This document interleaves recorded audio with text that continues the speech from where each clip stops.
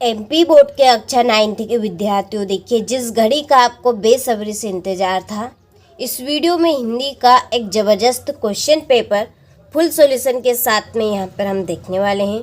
सारे प्रश्नों के आंसर आपको बहुत ही सरल और सिंपल भाषा में देखने को मिलेंगे, जिनको आप पढ़ते ही याद कर सकते हैं। देखिए वास्तव में आपको 75 नंबर में से 60 से 65 नंबर यदि लाना है तो देखिए आपने सही वीडियो चुना और सही चैनल पर आप आए हैं। आपके लिए ऐसा ही शानदार क्वेश्चन पेपर मैं आपके लिए फुल सॉल्यूशन के साथ में लेकर आई हूँ, जिसके माध्यम से आप 75 नंबर में से 60 से 65 नंबर आराम से कवर कर सकते हैं। तो देखिए बिना किसी देरी के और बिना किसी डाउट के सारे क्वेश्चनों को आप जल्दी से कंप्लीट करें, ताकि आप 75 नंबर में से 60 से 65 नंबर आराम से कवर कर सकें। तो चलिए बिना किसी टाइम वेस्ट के वीडियो को हम शुरू करते हैं और सारे ही प्रश्नों को समझ लेते हैं। तो देखिए सारे प्रश्न आपको धैर्य और शांति से कंप्लीट करने हैं, ताकि आप आराम से इनको याद कर सकें।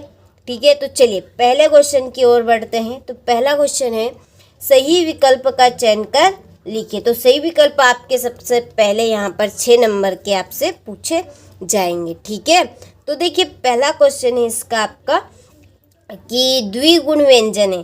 तो देखिए जो द्विगुण व्यंजन है वो है आपका ड और ठ। दूसरा प्रश्न है कि जो व्यक्ति अपनी किस्मत खुद रचते हैं उन्हें कहते हैं, तो उन्हें हम क्या कहेंगे? साहसी। तीसरा है एक दिन भूज का पाठ की विधा है, इसका आंसर है डायरी। चौथा है धरती शब्द का विलोम शब्द होगा, तो धरती शब्द का विलोम शब्द होगा आकाश।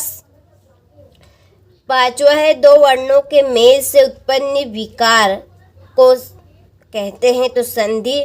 और दो शब्दों के मेल से उत्पन्न, यदि यहाँ पे शब्द पूछ लिया जाए तो दो शब्दों से बनने वाले शब्द, एक नया शब्द जब बनता है दो शब्दों से, तो उसे हम समास कहेंगे। ठीक है, यहाँ पर आपका जो आंसर रहेगा वो संधि रहेगा यहाँ पे। छठा है कारक के प्रकार है, तो कारक के प्रकार है आपके 8। कितने प्रकार है? 8 प्रकार है। तो यहाँ से आप स्क्रीनशॉट ले लीजिए अच्छे से और अच्छे से कंप्लीट करें जल्दी से, जितनी जल्दी हो सके उतनी जल्दी। अगले क्वेश्चन में है रिक्त स्थानों में सही विकल्प का चयन कर लिखिए। पहला क्वेश्चन है कि मेहमान को भोजन में सबसे ज़्यादा खालिस्तान पसंद था, तो इसका आंसर है पापड़। दूसरा है अंतरिक्ष यात्री की उम्र खालिस्तान वर्ष से अधिक नहीं होनी चाहिए, तो 40 वर्ष से अधिक नहीं होनी चाहिए। तीसरा है रन फॉर यूनिट मैराथन दौड़ खालिस्तान किलोमीटर लंबी थी, तो 5 किलोमीटर लंबी दौड़ थी। चौथा है यहाँ तो पूर्णमासी के खालिस्तान के समान है कौन? चांद। पांचवा है सतपुड़ा के घने जंगल खालिस्तान में डूबे हुए से नींद। और छठा है दुष्ट व्यक्तियों के साथ साथ आदर्श खालिस्तान भी होते हैं प्रणेता, यानी कि वो भी उनके ही जैसे हो जाते हैं। ठीक है, चलिए तो ये आप किस तरह से रिक्त स्थान कंप्लीट हुए। सत्य पहला है आपका अड़ियल शब्द का अर्थ हट्टी है, तो ये आपका सत्य है। दूसरा उत्थान शब्द का विलोम पतन है, ये आपका सत्य है। तीसरा है झूरी के बेल मुराई जाति के थे, असत्य। चौथा हीरा और मोती में गहरी दोस्ती थी, सत्य। पांचवा झूरी बेलों को देखकर स्नेह से गदगद हो गया, तो इसका आंसर भी आपका सत्य है। गया झूरी का चाचा था, तो ये आपका असत्य है। चलिए तो स्क्रीनशॉट आप ले लीजिए अच्छे से। इसके बाद में सही जोड़ी, पहली है दो बेलों की कथा, तो दो बेलों की कथा बनेगी आपकी मुंशी प्रेमचंद्र। दूसरी है गर्म गर्म, इसकी आएगी आपकी रोटी। याद है आपका संशय स्मरण। भारत का अंतरिक्ष केंद्र, तो भारत का अंतरिक्ष केंद्र है इसरो, क्या आएगा? इसरो, IRSO। दुख का आपका बनेगा सुख। और सम्मानी इसका है आदमी के योग्य। ये आपकी छठी जोड़ी। ठीक है, चलिए तो ये इस तरह से आपकी जोड़ी भी कंप्लीट हुई। स्क्रीनशॉट आप ले लीजिए अच्छे से। इसके बाद में है एक वाक्य में उत्तर। पहला, डॉक्टर APJ अब्दुल कलाम पाठ की विधा लिखिए। तो इनके पाठ की विधा है आत्म।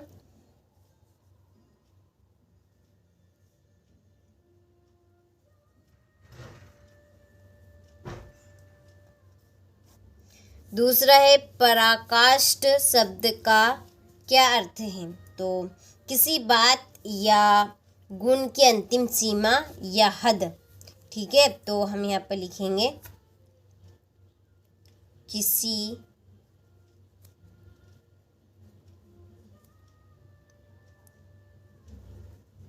की अंतिम सीमा।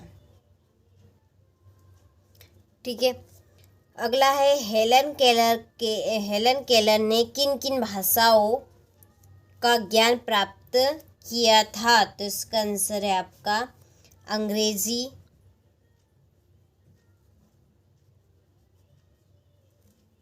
लैटिन, जर्मन और एक और आपकी बनेगी फ्रेंच। ठीक है, चलिए। दोनों बैलों को छोटी बच्ची क्या खिलाने आती थी। तो इसका आंसर होगा आपका रोटी। क्या आती थी छोटी बच्ची? रोटी खिलाने आती थी। किसे? हीरा और मोती, दो जो बैल थे उनको। अगला है झूरी काछी के बैलों के नाम लिखिए। तो हीरा और मोती। ठीक है, इसका आंसर है हीरा और मोती। चलिए, अगला है वे शब्दांश जो शब्द बनाते समय पहले में लगते हैं उन्हें क्या कहते हैं। तो उन्हें हम कहेंगे उपसर्ग। क्या कहेंगे हम? उपसर्ग। ठीक है, चलिए तो स्क्रीनशॉट आप अच्छे से ले और कंप्लीट करें। इसके बाद में देखिए आपका अगला क्वेश्चन है कंठ से उच्चारित होने वाले वर्ण लिखिए। मासिक वेतन को पूर्णमासी का चांद क्यों कहा जाता है। तो चलिए अब हम इन प्रश्नों के आंसर देख लेते हैं। तो मैं आपको देखिए यहाँ पर सारे प्रश्नों के आंसर बताने वाली हूँ। फुल सॉल्यूशन के साथ में रहेंगे। और अभी तक आप हमारी एप्लीकेशन के साथ नहीं जुड़े हैं तो उसके लिए आपको हमने डिस्क्रिप्शन में नंबर दे रखे हैं, आप उन नंबर पर कॉल कर लीजिए, आपको पूरी जानकारी मिल जाएगी। ठीक है, तो देखिए यह आपका छठा क्वेश्चन यहाँ पे कि कंठ से उच्चारित होने वाले वर्ण। ठीक है, यह बरसात के मौसम में क्या क्या होता है। तो कंठ से उच्चारित होने वाले वर्ण कौन कौन से, ये आपके सामने का, ख, ग, ण, आ, हा। ठीक है, चलिए इसके बाद में बरसात के मौसम में क्या क्या होता है। तो बरसात के मौसम में आमतौर पर निम्नलिखित चीज़ें होती हैं। कौन कौन सी? कि बारिश होती है जिससे चारों ओर हरियाली छा जाती है। दूसरा, नदियाँ, तालाब और कुएं पानी से भर जाते हैं। तीसरा, तापमान में गिरावट आती है और मौसम सुहावना हो जाता है। चौथा, किसानों के लिए यह मौसम महत्वपूर्ण होता है क्योंकि फसलें इसी पर निर्भर होती है। पांचवा, कभी कभी अत्यधिक वर्षा के कारण बाढ़ जैसी भी स्थिति भी उत्पन्न हो जाती है। ठीक है, चलिए बढ़ते हैं अगले क्वेश्चन की ओर। मासिक वेतन को पूर्णमासी का चांद क्यों कहा जाता है। उसी का अथवा है सूरज का ब्याह कविता की प्रथम 2 पंक्तियां लिखिए। तो पहले हम इस प्रश्न का आंसर देखेंगे। तो देखिए, मासिक वेतन को पूर्णमासी का चांद इसलिए कहा गया है क्योंकि जिस प्रकार पूर्णमासी का चांद महीने में एक बार पूरा दिखाई देता है और फिर धीरे धीरे घटता जाता है, उसी प्रकार मासिक वेतन भी महीने की शुरुआत में पूरा मिलता है और धीरे धीरे खर्च होता जाता है, अंत में लगभग समाप्त हो जाता है। ठीक है, चलिए इसी का अथवा है सूरज का ब्याह कविता की प्रथम 2 पंक्तियाँ लिखिए। तो सूरज का ब्याह कविता की प्रथम 2 पंक्तियाँ इस प्रकार है। नंबर 1, हुई सुबह सूरज निकला। दूसरी, पूरब में लाई लाली छाई। ठीक है, तो ये आपकी 2 पंक्ति हो गई।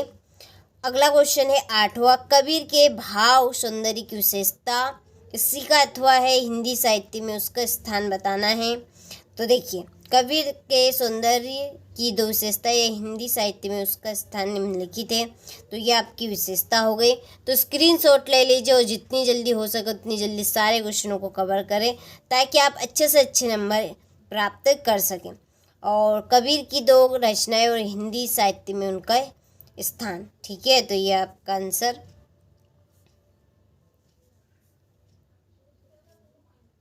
ठीक है, 9वां प्रश्न है, ज्ञान की आधि का भक्त के जीवन पर प्रभाव। तो ज्ञान की आधि का भक्त के जीवन पर गहरा प्रभाव पड़ता है, जिससे उसकी अज्ञातता और मोह माया के बंधन समाप्त हो जाते हैं और वह सच्ची भक्ति की ओर उन्मुख होता है। ठीक है, चलिए इसी का अथवा है, कबीर ने ईश्वर को सब श्वासों की श्वास में क्यों कहा है। तो इसका आंसर है, कबीर ने ईश्वर को सब श्वासों की श्वास में इसलिए कहा है कि क्योंकि उनका मानना था कि ईश्वर प्रत्येक व्यक्ति के भीतर निवास करता है। हर सांस के साथ ईश्वर का स्मरण करना और उसे महसूस करना ही सच्ची भक्ति है, क्योंकि ईश्वर सर्वव्यापी है और हमारे अस्तित्व का आधार है। ठीक है, चलिए इसी का अथवा है, देशज शब्द और संधि। देशज शब्द तो वे शब्द होते हैं जिनकी उत्पत्ति किसी स्थान या क्षेत्रीय बोली से हुई हो और जो सीधे संस्कृत या किसी अन्य विदेशी भाषा से न आए हो। वे शब्द आमतौर पर आम बोलचाल की भाषा में प्रयोग किए जाते हैं और इन्हीं क्षेत्रीयता का प्रभाव दिखाई देता है। कोई 2 देशज शब्द, लोटा और पगड़ी। ठीक है, इसी का अथवा है, संधि की परिभाषा। तो संधि 2 वर्णों के मेल से होने वाले विकार यानी कि परिवर्तन को कहते हैं। संधि किसे कहते हैं? तो संधि 2 वर्णों के मेल से होने वाले परिवर्तन को कहते हैं। संधि के प्रकार स्वर संधि, व्यंजन संधि और विसर्ग संधि। तो स्वर संधि किसे कहेंगे कि जब 2 स्वरों के मेल से परिवर्तन होता है तो वो स्वर संधि कहलाती है। व्यंजन संधि जब व्यंजन के साथ व्यंजन या स्वर के मेल से परिवर्तन होता है उसे हम व्यंजन संधि कहते हैं। विसर्ग संधि जब विसर्ग के साथ स्वर या व्यंजन के मेल से परिवर्तन होता है, जो विकार उत्पन्न होता है उसे हम विसर्ग संधि कहते हैं। अगला है तत्सम शब्द और तद्भव शब्द में अंतर। देखिए, इसमें से आपको 3 से 4 पॉइंट कंप्लीट करने में केवल मात्र पहला है तत्सम शब्द और इधर तद्भव शब्द। पहला, इन्हें बोलने में थोड़ी कठिनाई होती है और इन्हें बोलने में आसानी होती है।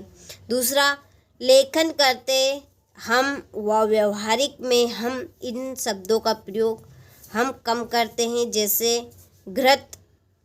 ठीक है, और लेखन व व्यवहारिकता में हम प्रयोग अधिक करते हैं इसमें। तीसरा है, सुनने में अच्छे लगते हैं और ये भी सुनने में अच्छे लगते हैं। चौथा, छात्र इन शब्दों को लिखते समय अधिक गलतियां करते हैं क्योंकि ये शब्द कठिन होते हैं। ठीक है, जैसे आधे अक्षर वाले, जैसे यहाँ पे चक्षु तो पर चक्षु आपका इस तरह से लिखाएगा। ठीक है, इस तरह से गलती करते हैं। और छात्र इन शब्दों को लिखते समय गलतियां कम करते हैं क्योंकि ये सरल होते हैं। आँखें, नेत्र। ठीक है, इस तरह से। तत्सम शब्द मानक होते हैं, ये सुनने में कम अच्छे होते हैं। और तद्भव शब्द भी मानक होते हैं और ये सुनने में अधिक आते हैं। ठीक है, तो चलिए स्क्रीनशॉट आप ले लीजिए। इसके बाद में है मुहावरा और लोकोक्ति में अंतर। पहला एक तरफ मुहावरा, एक तरफ है लोकोक्ति। तो मुहावरा एक वाक्यांश है तो लोकोक्ति एक पूर्ण वाक्य है। दूसरा, मुहावरे का स्वतंत्र प्रयोग संभव नहीं है, लोकोक्ति का स्वतंत्र प्रयोग संभव है। इसका क्षेत्र सीमित होता है तो इसका क्षेत्र विस्तृत होता है। ठीक है। शब्दों का विच्छेद और सुबह की दिनचर्या। तो क्रम और इन शब्दों का विच्छेद क्रम का इस तरह से होगा, इम का, ठीक है ये। और आज सुबह से उठकर आपने क्या किया, तो ये इस प्रश्न का आंसर। तो स्क्रीनशॉट आप ले लीजिए।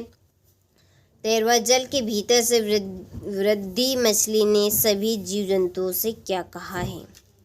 तो वृद्धि मछली ने जल के भीतर से सभी जीव जंतुओं से कहा है कि सूर्य का ब्याह तो ठीक है, लेकिन गर्मी के दौरान सारे जलवासी झटपटाते रहते हैं। सोचो तब उतने सूर्यों का ताप कौन सह पाएगा। इस प्रचंड का ब्याह जगत की खातिर बड़ा झमेला है, ठीक है। इसके बाद में पत्नी, सांप, झुलिया, इन संज्ञा शब्दों का वाक्य में प्रयोग कीजिए। पत्नी, मेरी पत्नी बहुत अच्छा खाना बनाती है। सांप, जंगल में मैंने एक बड़ा सांप देखा। झुया, होली पर मेरी माँ ने स्वादिष्ट गुजिया बनाई, ठीक है। इसके बाद में है मुंशी प्रेमचंद्र के साहित्य की विशेषताएं, इसका अथवा हिंदी साहित्य में उनका स्थान, ठीक है।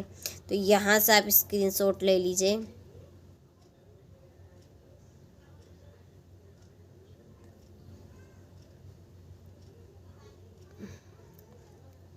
यह आपका 15वां प्रश्न। हीरा और मोती की गहरी दोस्ती कई कठिनाइयों से पता चलती है, जैसे साथ रहना और थकान मिटाना, साथ खाना और बैठना, एक दूसरे का ध्यान रखना। निपात शब्द का विलोम शब्द के बारे में यहाँ बताया गया है। निपात शब्द किसे कहते हैं, ठीक है। तो किसी भी बात पर अतिरिक्त बल, जोर देने के लिए जिन शब्दों का प्रयोग किया जाता है उन्हें हम निपात शब्द कहते हैं। जैसे भी, तो, तक, केवल, ही, मात्र, ये सारे के सारे क्या है, निपात शब्द है। जैसे तुम्हें आज रात रुकना ही पड़ेगा, ठीक है। तो यहाँ पर जो ही है ना, इस वाक्य में इस ही ने एक जोर, ठीक है, एक बल दिया है। देख, अब ये सिंपल सा कैसा है, तुम्हें आज रात रुकना पड़ेगा, ठीक है। सिंपल सा आपका वाक्य कि तुम्हें आज रात रुकना पड़ेगा, लेकिन ही हमने जैसे ही दिया, हमने उसके ऊपर जोर दे दिया कि तुम्हें आज रात को रुकना ही पड़ेगा, ठीक है। तो इस तरह से ये निपात शब्द होंगे आपके।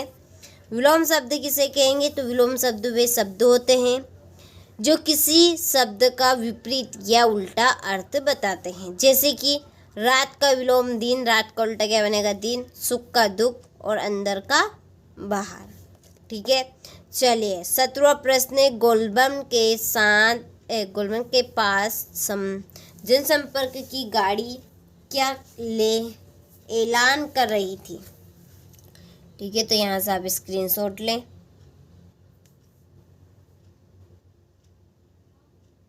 ये काव्यांश का संदर्भ प्रसंग सहित भावार्थ, ये आपका प्रसंग संदर्भ और इसी के नीचे प्रसंग और इसका ये भावार्थ।